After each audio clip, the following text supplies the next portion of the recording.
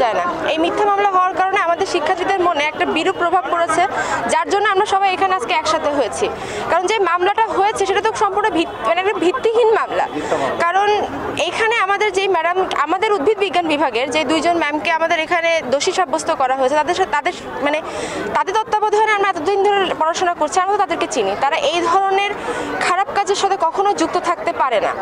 আর সব থেকে বড় কথা, যাকে দিয়ে এই মামলাটা করানো হয়েছে, আমরা আমাদের ম্যাডামদের থেকে বা যতটুকু আমরা শুনেছি, তারা কোনোভাবেই সেই ব্যক্তির সাথে কখনোই পরিচিত ছিল না। তাহলে কিভাবে এই মামলাটা উনি এসে করতে পারে?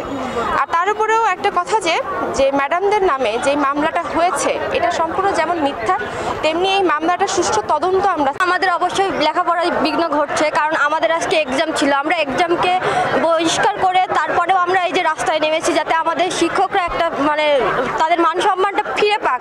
কারণ তাদের ওপরে যে অবিচারটা করা হচ্ছে বা মিথ্যা মামলাটা যে দেওয়া হয়েছে, এটা তো তারা মোটেও এর উপযোগী না। এই জন্য আমরা চাচ্ছি যে তাদের উপর থেকে যত তাড়াতাড়ি সম্ভব যে তাদের মামলাটা উঠাই নেওয়া হোক, তাতে আমরাও ঠিকমতো এক্সাম দিতে পারবো, পড়ালেখায় ফিরতে পারবো।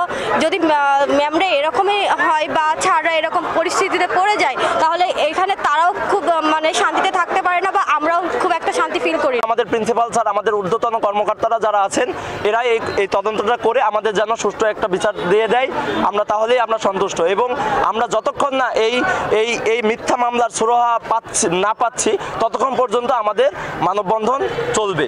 আমরা আগামীকাল আরো কঠোর অবস্থানে যেতে পারি ইনশাআল্লাহ।